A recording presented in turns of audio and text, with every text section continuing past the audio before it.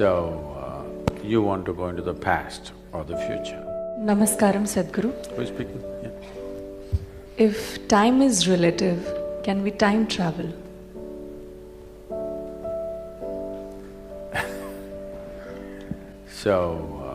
You want to go into the past or the future? Isn't this the biggest problem in the world? People are time traveling within themselves. They're trying to live what happened 10 days ago, or they're trying to live what may happen day after tomorrow.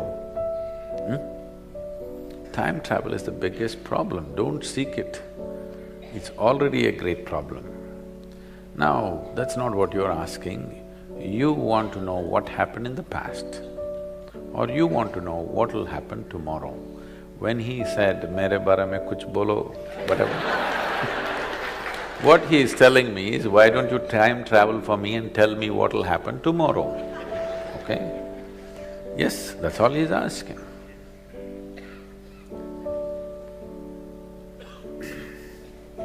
So I have to wear my astrological clothes.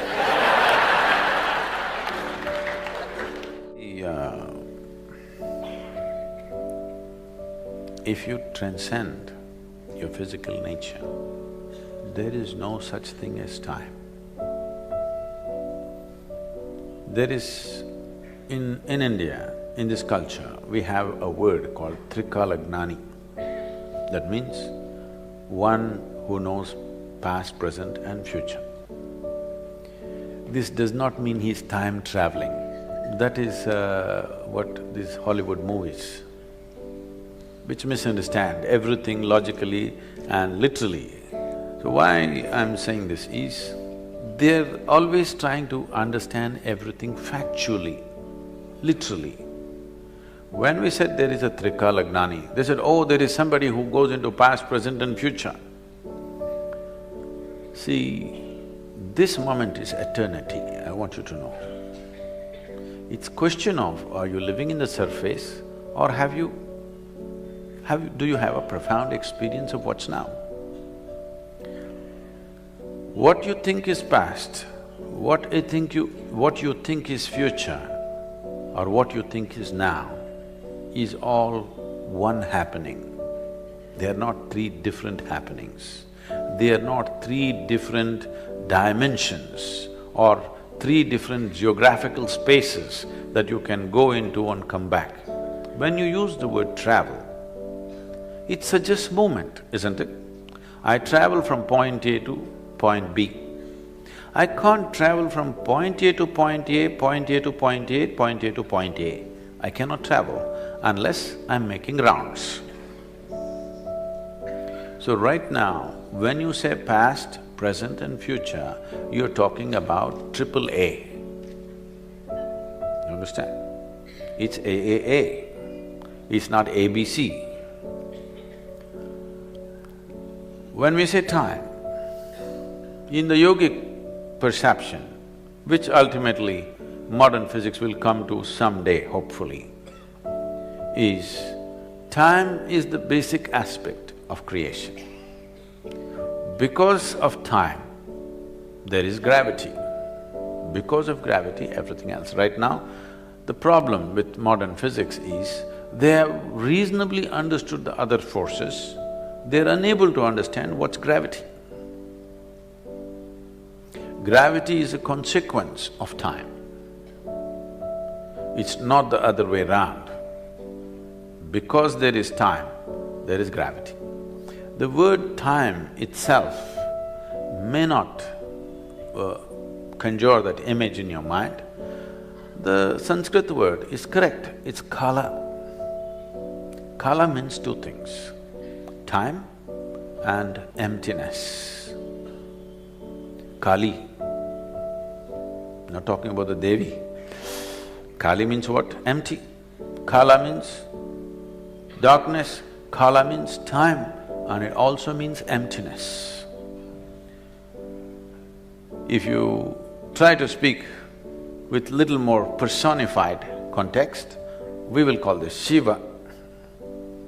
So we are talking about time and emptiness, time and nothingness as the same thing. Because there is time, there is creation.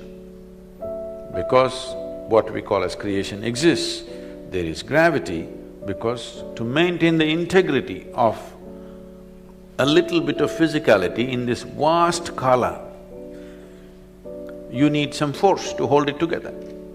So, gravity is only when time bends in a certain way.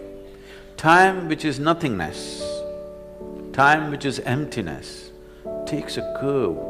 When it takes a curve, physical dimension begins. If it doesn't take a curve, physical does not exist. So when we say spiritual process, you're trying to get out of the curve, because whatever curves ultimately will go in circles, isn't it?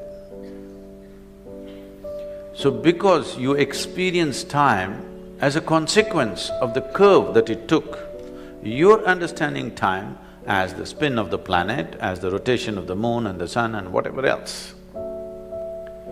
But when we refer to kala, we are talking about time in a more fundamental way, that it is emptiness, it is nothingness, it is clear space is time. We are always… the modern concept is talking about time and space as two different things. We are talking about time and space as one thing. The existential is gravity. The non-existential presence that is there is kala or kali or emptiness or time or whatever you want to call it, or darkness. All these things symbolize the same thing. So if somebody travels in time, he's lost his mind. Really. I know books are written about it. Don't ever believe. Please, I want you to understand. You throw up a new concept. Let's say a scientific community throws up a new concept, or philosophically some new concept comes. Instantly, there will be 100 authors in America. First 80 will come from America, next 10 will come from India maybe these days. They will write books about how they experience this concept which may not even exist. Powerful books will be written. And one generation will grow up on that and it will die. Next generation has not even heard about what the books that were popular in 70s and 80s, this generation has not even heard about those things which shaped those people's psyche completely. So this time travel business, this near-death stuff that's going on. But if you're seeking, don't bullshit yourself into something and you'll get lost. Don't do time travel, because you cannot do time travel. Time as you know it only exists because of your physical nature.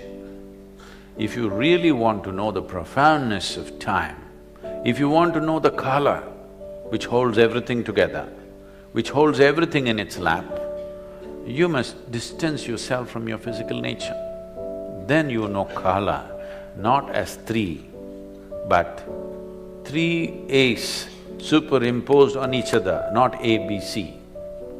So then you will not try to travel, you will dimensional shifts within yourself, not psychological understanding of time. What happened yesterday is one time, what's happening now is another time, what may happen tomorrow is another time, not in that context. They are not three separate things.